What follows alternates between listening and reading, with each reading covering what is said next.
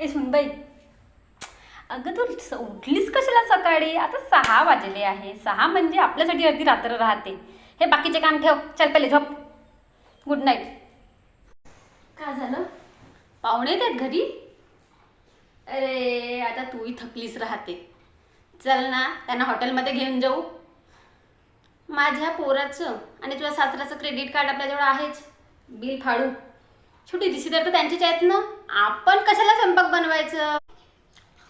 हो, दिवाळी तर येतच आहे.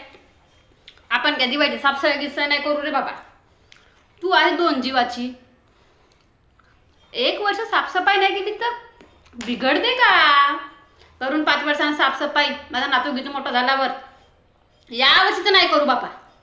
जा आराम कर. भूक लागली असेल तर सेफ का? का म्हणत होती ग? तुला ते नातेवाईक म्हणत होते तू साडी नाही घातली, तू सलवार घातली.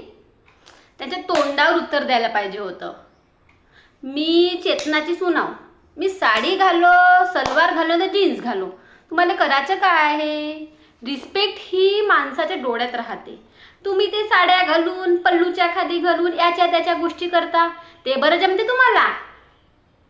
असं म्हणायला पाहिजे होतं. तू माझी सून आहेस.